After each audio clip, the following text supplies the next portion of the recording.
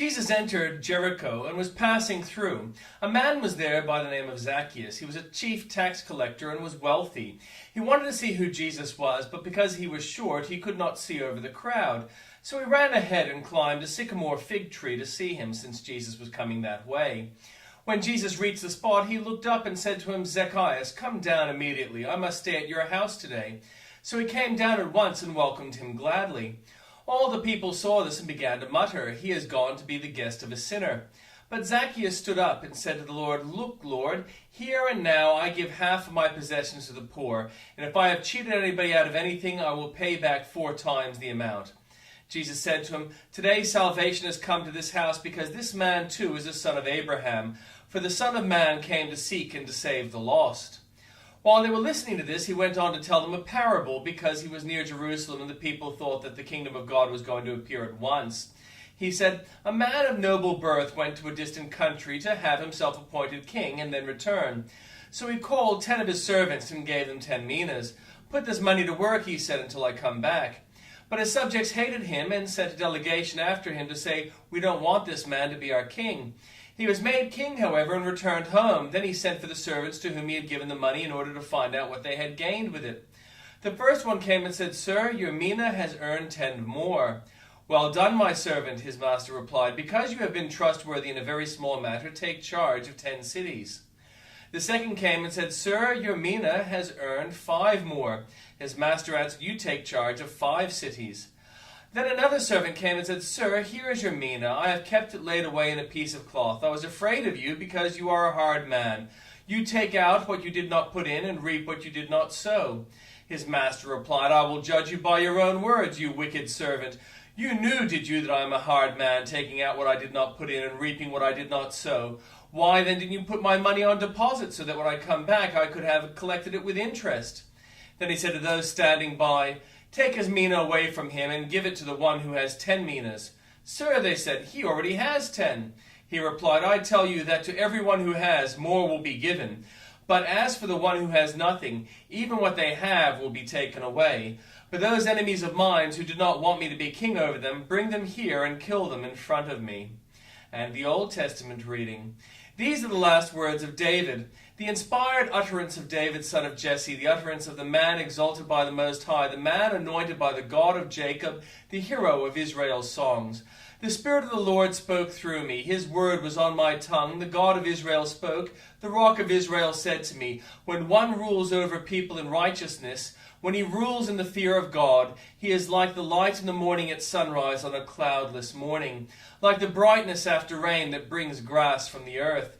If my house were not right with God, surely he would not have made me an everlasting covenant, arranged and secured in every part.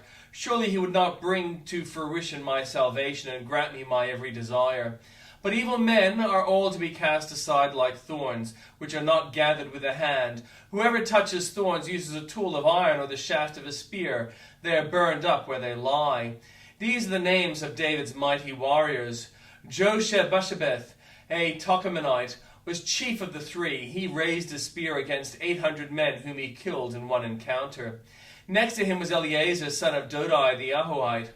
As one of the 3 mighty warriors, he was with David when they taunted the Philistines gathered at Pas-dammim for battle. Then the Israelites retreated, but Eleazar stood his ground and struck down the Philistines till his hand grew tired and froze to the sword.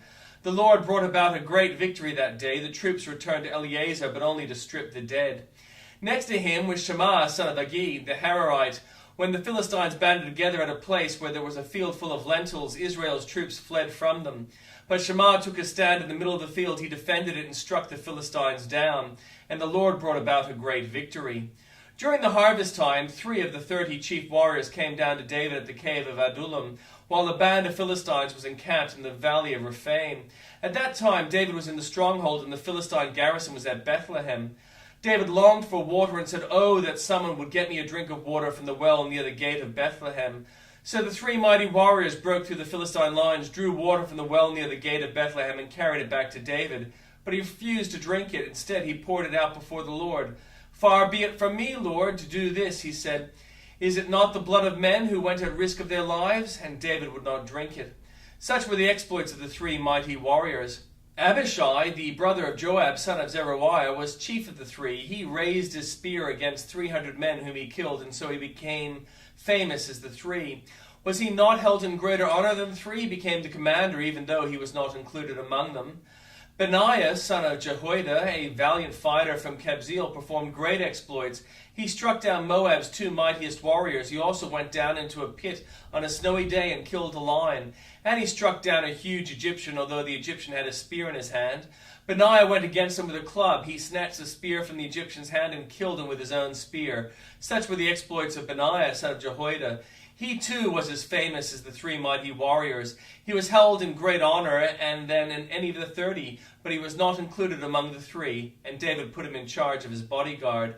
Among the 30 were Asahel, the brother of Joab, Elhanel, son of Dodo from Bethlehem, Shammah the Haradite, Elika the Haradite, Helez the Paltite, Ira son of Ikesh from Tekoa, Abiezer from Anathon, Sibbecai from Hushathite, Salmon the Ahohite, Maharai the Netophathite, Heled son of Benah the Neothethite, Ithai son of Ribai from Gibeon Benjamin, Benaiah the Piranathite, Hiddai the Ravines of Gash, Abi-Alban the Arbathite, Amaveth Barmite, Eliabah the Shalbanite, the sons of Jeshen, Jonathan son of Shammah the Hararite, Ahiam son of Sharah the Hararite, Eliphalet son of Ashabai the Maachite, Eliam son of Ahithophel the Gilonite, Hezro the Carmelite, Parai the Arbite, Igal son of Nathan from Zobah,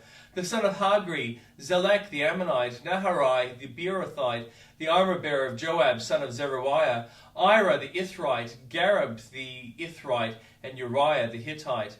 There were 37 in all. Again the anger of the Lord burned against Israel, and he incited David against them, saying, "Go and take a census of Israel and Judah." So the king said to Joab and the army commanders with him, "Go throughout the tribes of Israel from Dan to Beersheba and enroll the fighting men, so that I may know how many there are." But Joab replied to the king, "May the Lord your God multiply the troops 100 times over, and may the eyes of my lord the king see it. But why does my lord the king want to do such a thing?" The king's word, however, overruled Joab and the army commanders, so they left the presence of the king to enroll the fighting men of Israel. After crossing the Jordan, they camped near Aroeth, south of the town in the gorge, and went through Gad and on to Jazer. They went to Gilead into the region of Tatim Hodshi and on to Dan Jan, and around Sidon. Then they went toward the fortress of Tyre and all the towns of the Hivites and Canaanites. Finally, they went to Beersheba in the Negev of Judah. After they had gone through the entire land, they came back to Jerusalem at the end of 9 months and 20 days. Joab reported the number of fighting men to the king. In Israel there were 800,000 able-bodied men who could handle a sword, and in Judah 500,000. David was conscience-stricken after he had counted the fighting men, and he said to the Lord, "I have sinned greatly in what I have done. Now, Lord, I beg you, take away the guilt of your servant. I have done a very foolish thing." Before David got up the next morning, the word of the Lord had come to Gad, the prophet David's seer. "Go and tell David, this is what the Lord says. I'm giving you 3 options. Choose one of them for me to carry out against you." So Gad went to David and said to him, "Shall there come on you 3 years of famine in your land? Or 3 months of fleeing from your enemies while they pursue you? Or 3 days of plague in your land? Now then, think it over, decide how I should answer the one who sent me." David said to Gad, "I am in deep distress. Let us fall into the hands of the Lord, for his mercy is great, but do not let me fall into human hands." So the Lord sent a plague on Israel from the morning until the end of the time designated, and 70,000 of the people from Dan to Beersheba died. When the angel stretched out his hand to destroy Jerusalem, the Lord relented concerning the disaster and said to the angel who was afflicting the people, "Enough, withdraw your hand." The angel of the Lord was then at the threshing floor of Araunah the Jebusite. When David saw the angel who was striking down the people, he said to the Lord, "I have sinned. I the shepherd, have done wrong. These are but sheep. What have they done? Let your hand fall on me and my family." On that day Gad went to David and said to him, "Go up and build an altar to the Lord on the threshing floor of Araunah the Jebusite." So David went up as the Lord had commanded through Gad. When Araunah saw the king and his officials coming towards him, he went out and bowed before the king with his face to the ground. Araunah said, "Why is my lord the king come to his servant?" "To buy your threshing floor," David answered, "so I can build an altar to the Lord, that the plague on the people may be stopped." Araunah said to David, "Let my lord the king take whatever he wishes and offer it up. Here are the oxen, the burnt offering, and here are threshing sledges and ox yokes for the wood. Your majesty, Araunah gives all this to the king."